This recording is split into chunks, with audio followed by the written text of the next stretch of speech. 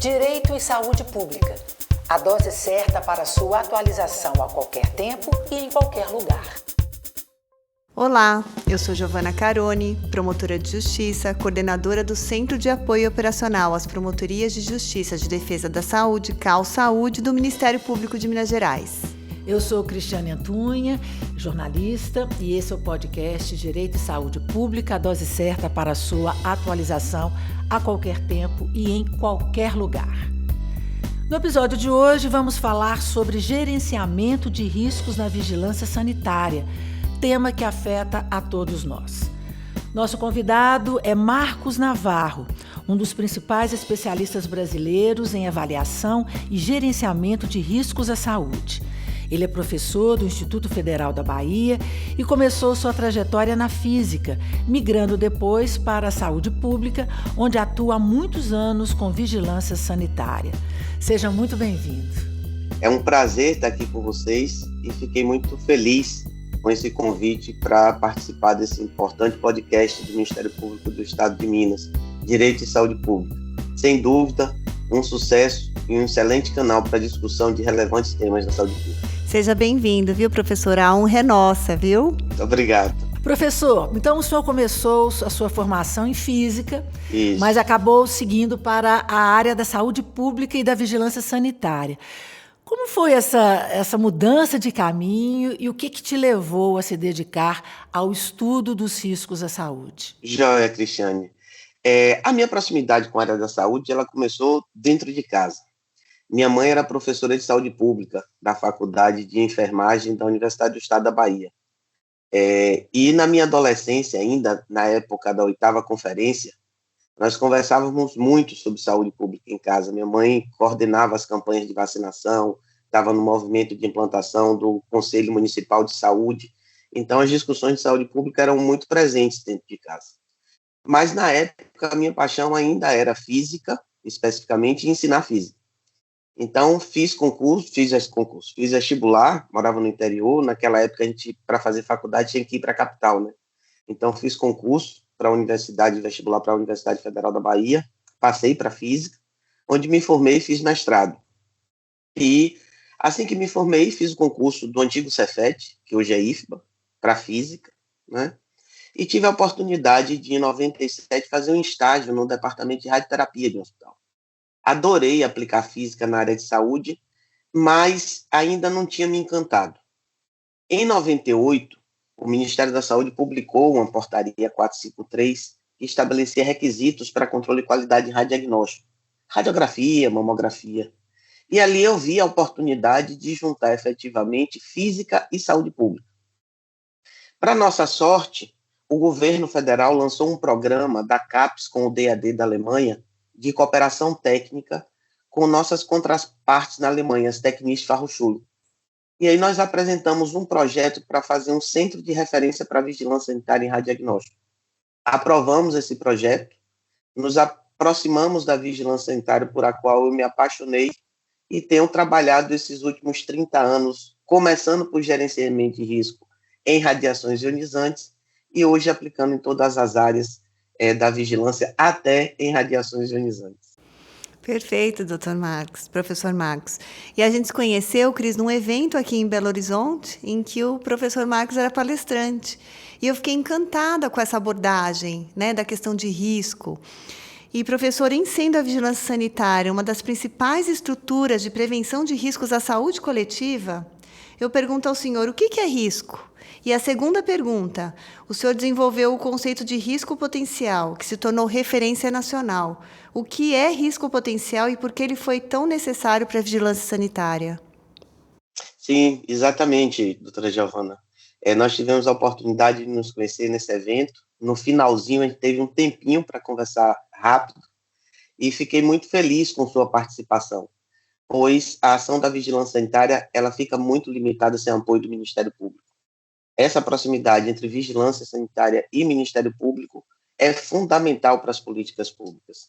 Então, foi um prazer ter sua participação e, mais ainda, da gente continuar essa proximidade e estarmos juntos aqui nesse podcast.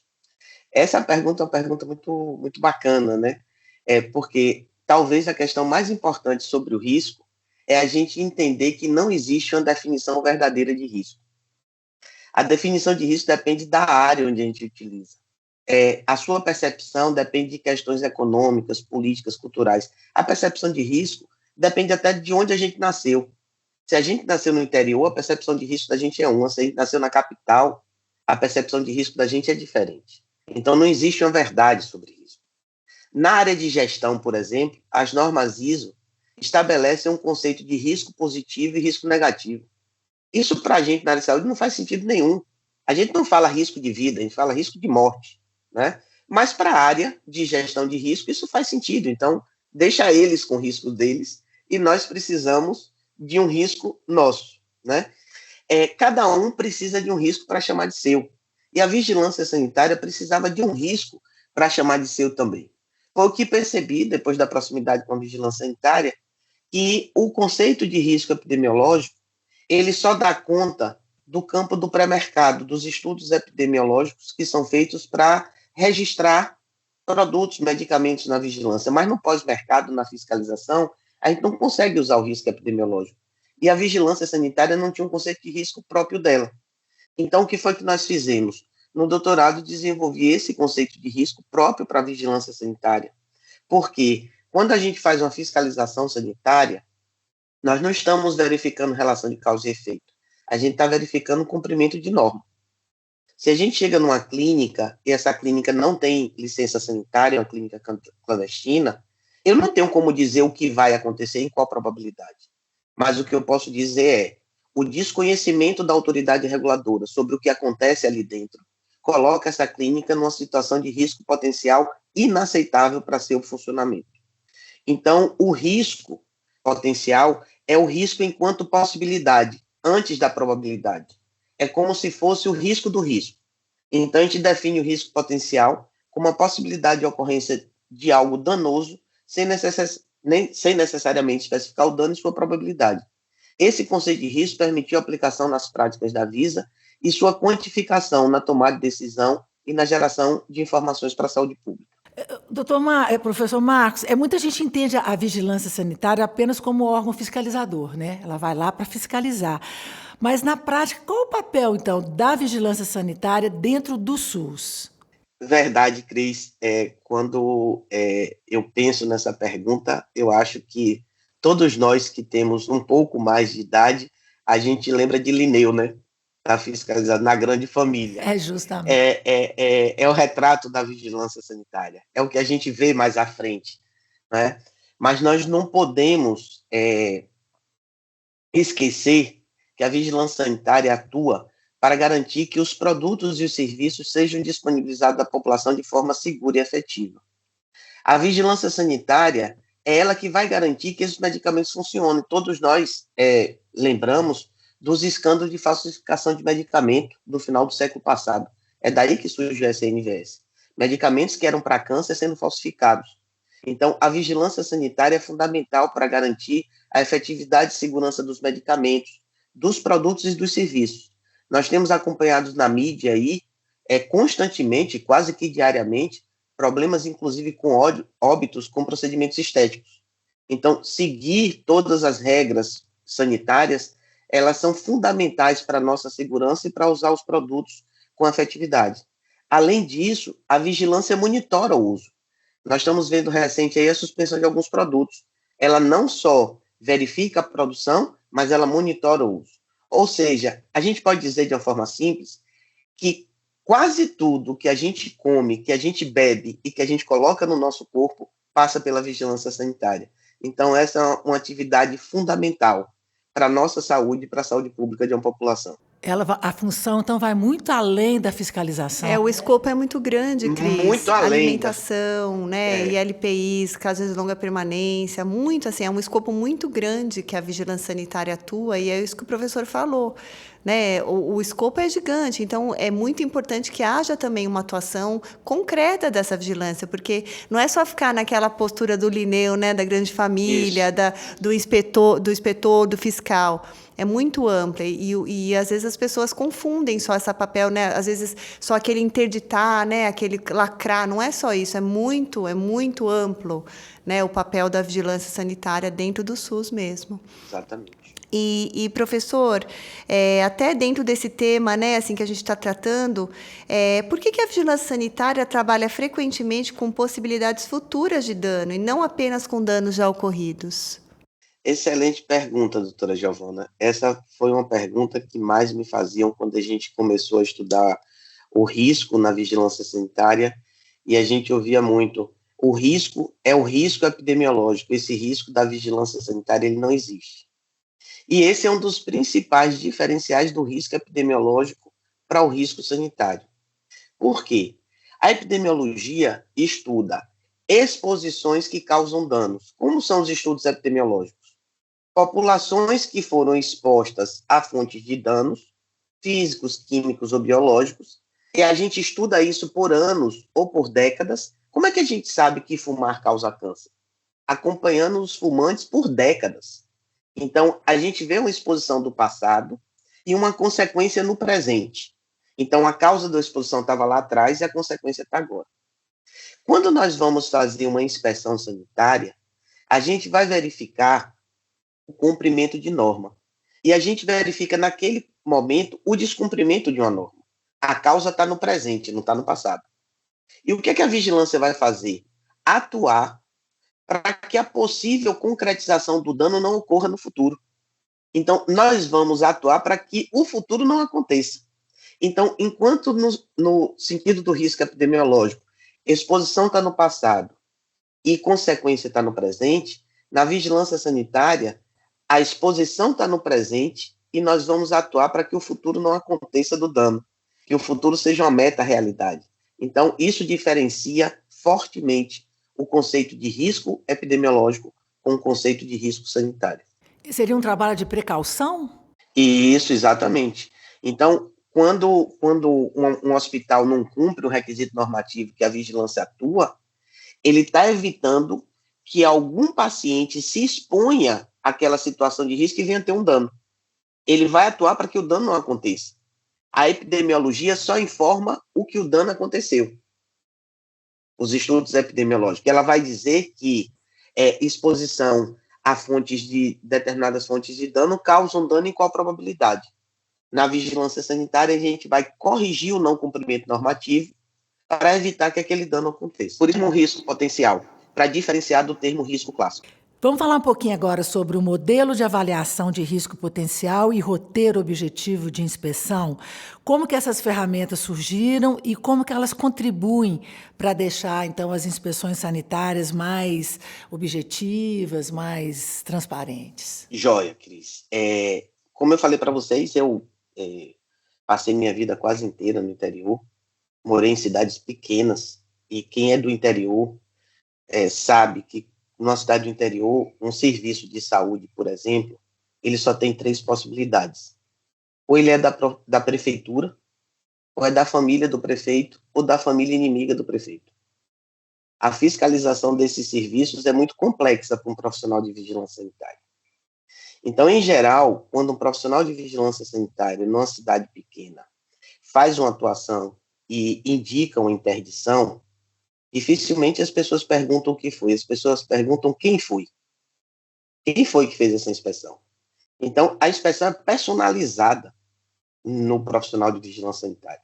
Isso é muito injusto, isso é muito pesado com ele. Porque quem está ali fazendo não é a pessoa, é a autoridade reguladora. Por outro lado, talvez não tenha uma reclamação que seja maior e permeie as vigilâncias sanitárias do Brasil inteiro, que é a falta de harmonização nas inspeções de vigilância sanitária. Cada profissional que vai pede uma coisa diferente. E não existe critérios. Então, você chega em cidades que você tem uma rede de farmácias e tem um projeto de uma farmácia, o projeto é aprovado num bairro e não é aprovado no outro. Isso é muito ruim para a imagem da vigilância sanitária. Então, fiscalizando junto com a vigilância sanitária, fazendo inspeção com a vigilância sanitária, a gente viu a necessidade de diminuir a subjetividade, de desenvolver um método quantitativo que fosse reprodutivo e tivesse transparência para a sociedade, para que isso desse impessoalidade à tomada de decisão, protegesse o técnico, e desse reprodutibilidade à inspeção, protegesse o setor regulado.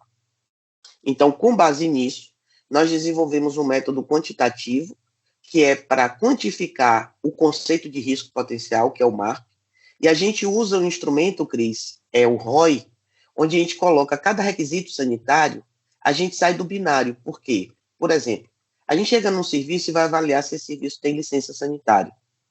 Nos roteiros clássicos de conforme e não conforme, se a gente chega num serviço e esse serviço está com o alvará sanitário vencido, mas tem um protocolo com um pedido de renovação junto à vigilância. Isso é conforme ou não conforme? Depende do técnico que vai estar lá. E as duas marcações, elas são injustas. Porque se eu digo que é não conforme, eu estou igualando esse setor regulado a um serviço clandestino, isso não é justo.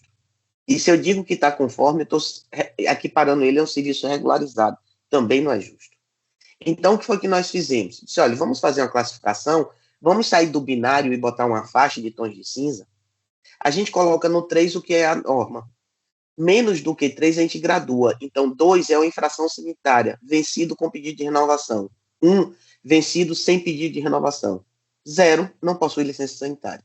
Só que aí a gente fez uma grande mudança de paradigma. A gente botou 4 e 5, para que a gente possa marcar situações que o serviço vai além da norma. Até hoje, a vigilância sanitária só ia no serviço ver o que ele tinha de ruim. As normas eram um teto.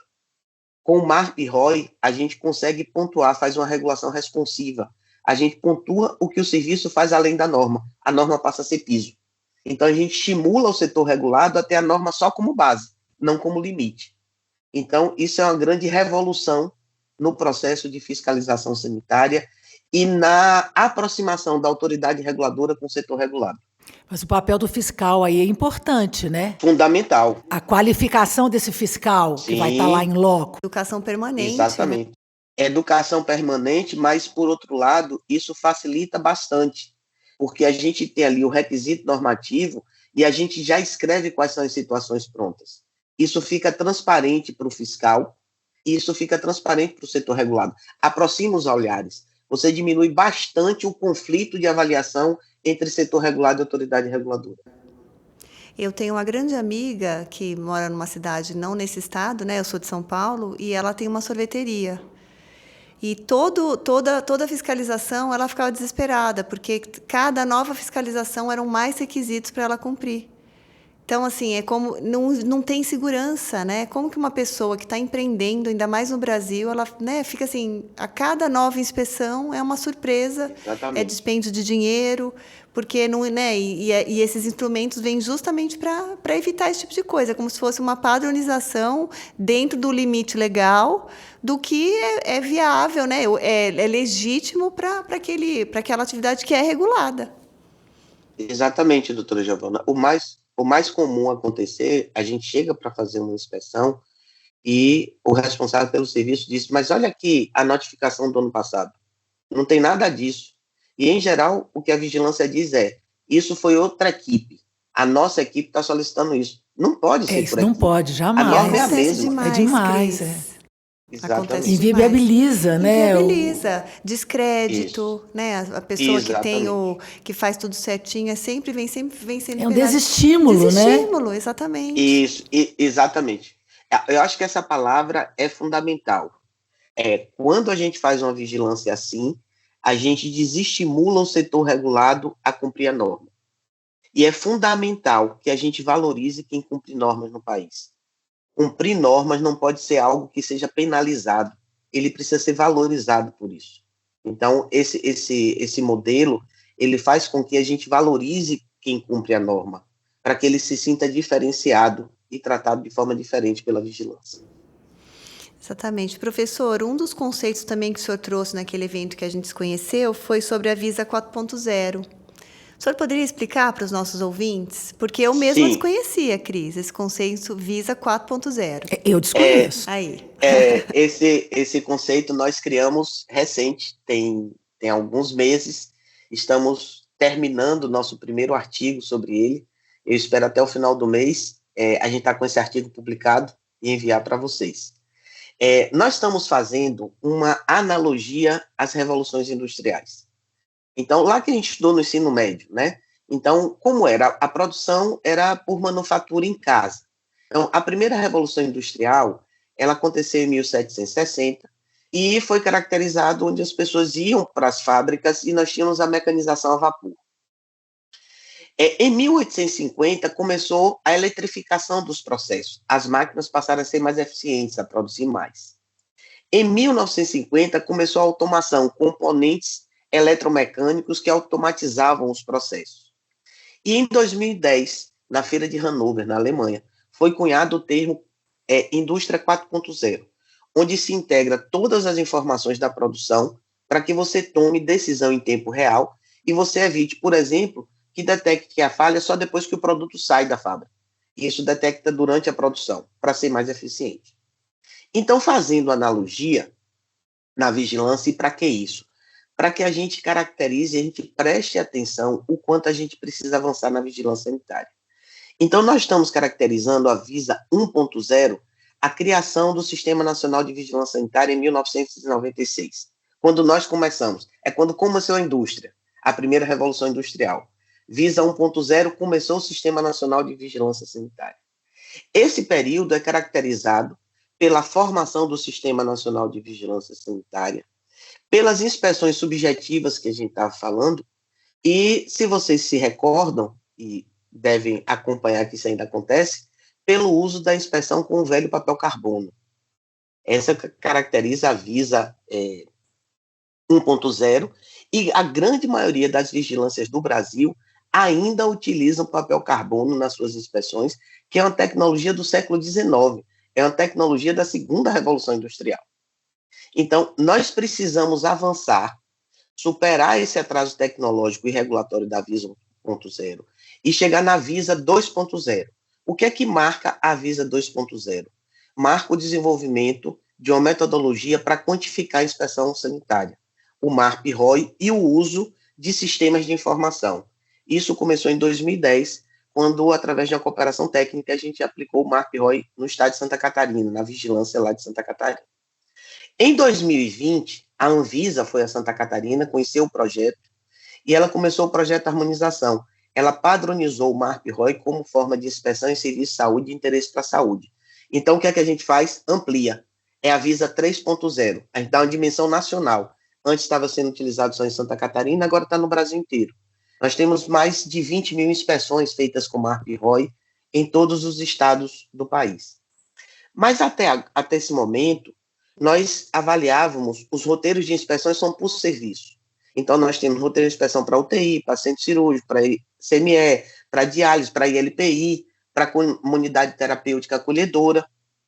E, mais recente, no ano passado, nossa colega Vanessa Freitas fez o doutorado dela, e no doutorado dela, nós desenvolvemos uma metodologia inovadora, que nós estamos denominando aí da 4.0, que foi integrar todas as inspeções de um hospital e, pela primeira vez, juntar inspeção de vigilância sanitária com dados de segurança do paciente e infecção hospitalar.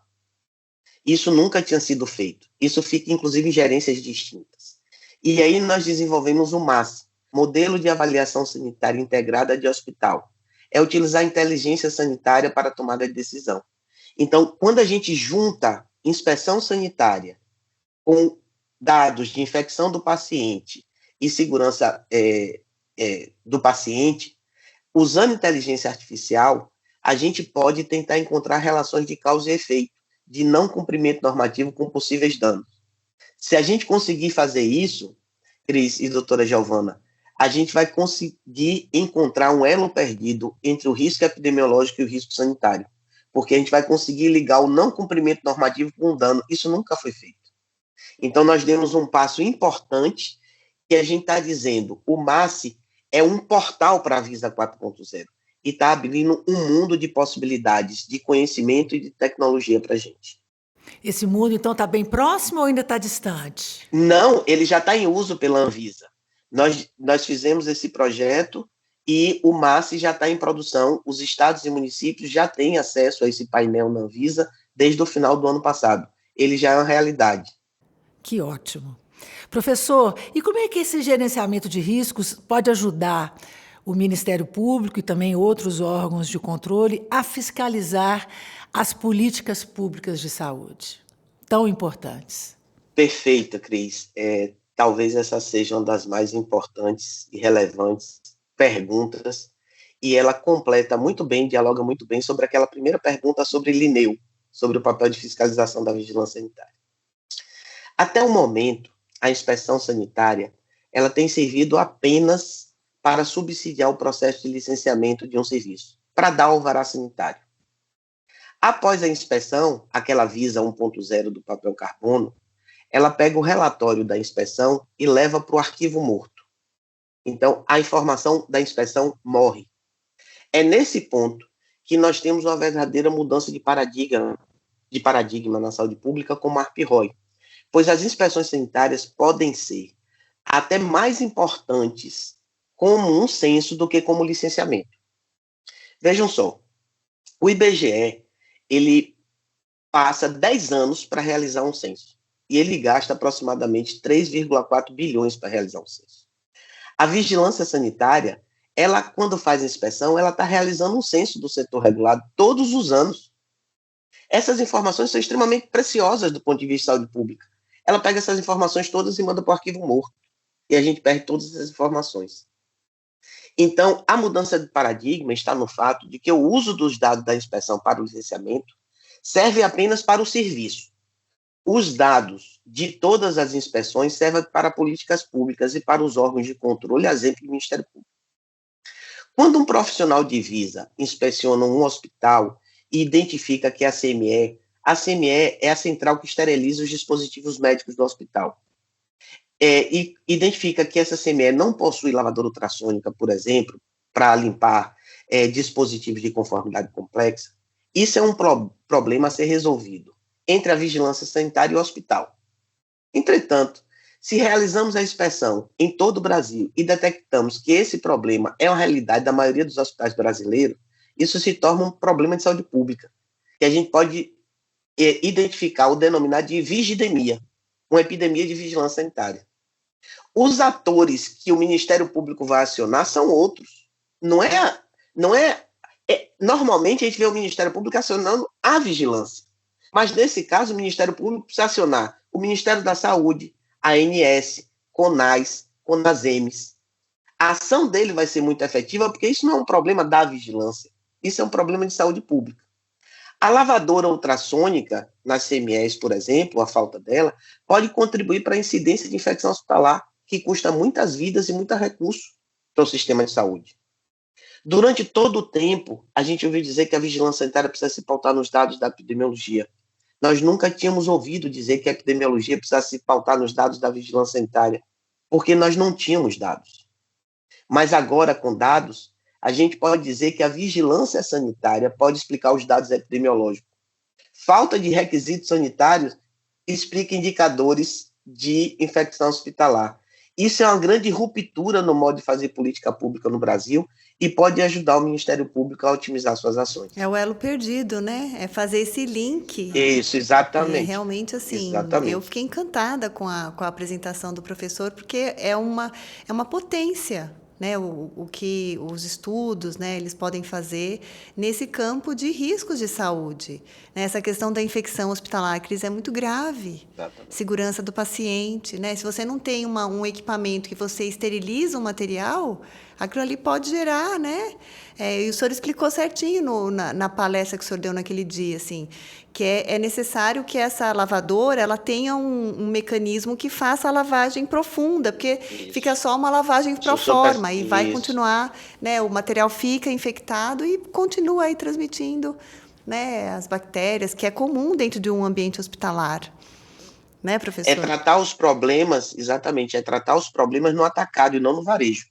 Uhum. É não ficar um a um, é ver como um problema de saúde pública. É muito mais efetivo uma ação do Ministério Público junto ao Ministério da Saúde e a ANS do que nós termos 300 técnicos de vigilância sanitária, cada um disputando com o hospital para que ele compre lavadora ultrassônica. O custo disso é gigantesco e muito ineficiente. Então, isso traz uma mudança de paradigma na forma de fazer política pública e de fazer controle. Porque a gente olha para o ator certo. Ao invés de olhar para a vigilância, a gente olha para cima, com quem pode resolver o problema de uma vez só. Isso. E, professor, já para encerrar, eu gostaria de pedir para o senhor deixar uma mensagem para gestores, profissionais da vigilância sanitária, membros do Ministério Público e demais atores do SUS que trabalham diariamente para proteger a saúde da população. Sim, um prazer. Doutora Giovana, Cris, quando a gente para numa sinaleira, é comum chegar alguma pessoa e nos abordar vendendo algo ou simplesmente pedindo um trocado. E quando nós respondemos que estamos sem dinheiro, essa pessoa imediatamente saca um celular do bolso ou um papel com QR Code e diz: eu aceito Pix. Então, nós não podemos continuar tolerando que nossa vigilância sanitária, que tanto cuida de nós, continue inspecionando a indústria 4.0 e realize uma inspeção 1.0 com papel carbono do século XIX.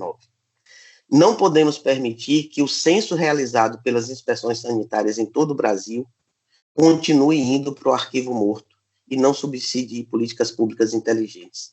Precisamos colocar nosso Sistema Nacional de Vigilância Sanitária no século XXI. Precisamos da Visa 4.0. Mais uma vez, obrigado pelo convite. Foi um prazer estar nesse podcast. Professor Marcos Navarro, mais uma vez, muito obrigada pela sua participação e por compartilhar sua experiência, compartilhar sua contribuição para o fortalecimento da vigilância sanitária brasileira. Foi uma alegria recebê-lo. Muito obrigado. Bom, o roteiro desse episódio é de Giovana Carone, quem assina a direção é Eduardo Cury. O podcast Direito e Saúde Pública é uma produção do Ministério Público de Minas Gerais. E eu já convido você para o nosso próximo episódio, dia 10 de agosto. Você encontra a gente nas principais plataformas de streaming e também na Rádio MP. Até breve. Direito e Saúde Pública. A dose certa para sua atualização a qualquer tempo e em qualquer lugar.